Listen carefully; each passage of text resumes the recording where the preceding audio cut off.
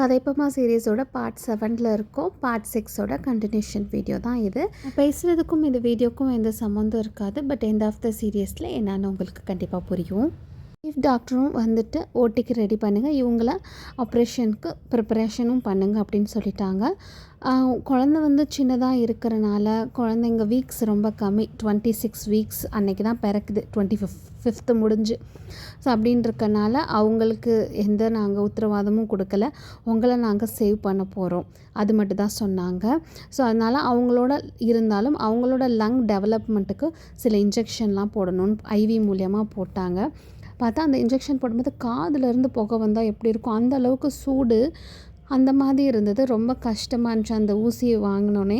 எனக்கு எதை பற்றியுமே கவலை இல்லை, சி செக்ஷன், நார்மல் டெலிவரி, ஏன்னா எனக்கு இறுக்கமான மனநிலையே ஆயிடுச்சு இல்லையா. அந்த மாதிரி ஒரு சிச்சுவேஷனுக்கு தள்ளப்பட்ட, எது நடந்தாலும் பரவாயில்லடா போங்கடா அப்படின்ற மாதிரி ஆயிட்டேன். அதுக்கப்புறம் பார்த்திங்கன்னா நம்மளை ப்ரிப்பேர் பண்ணுறாங்க ஓடிக்கு, இந்த ஓடி ட்ரெஸ்ஸு, ரெட்டை ஜடை போடுறது அப்படி இப்படின்ட்டு. அந்த டயத்துலேயும் நான் என்னோடய டாக்டர் கைனகாலஜிஸ்ட்டை கேட்குறேன், இந்த மாதிரி பண்ணுறீங்க, குழந்தைங்க எப்படி வெயிட் இருப்பாங்களா, எவ்வளோ வெயிட் இருப்பாங்க, அவங்களோட சர்வைவல் ரேட் என்ன அப்படின்னு கேட்குறேன்.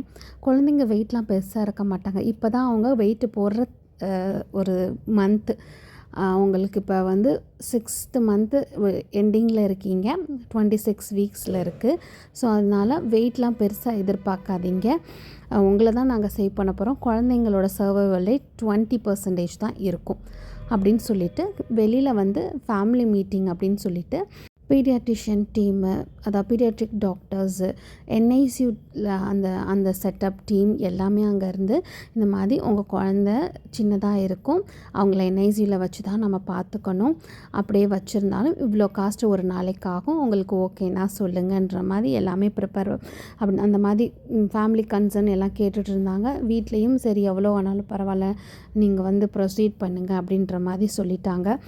ஒரே ஒரு ப்ரேயர் தான் வச்சேன் மனசுக்குள்ளே, நான் நம்புகிற இறைவன்கிட்ட, இந்த உலகத்தில் என் குழந்தைங்க என் கூட நீண்ட நாள் இருக்கணும்னா என்கிட்ட கொடு, இல்லாட்டி எங்கள் 3 பேத்தையுமே எடுத்துக்கோ, ஏன்னா அதுக்கப்புறம் என்னால் சர்வை பண்ண முடியாது இல்லைங்களா. அடுத்த வீடியோவில் பார்க்கலாம்.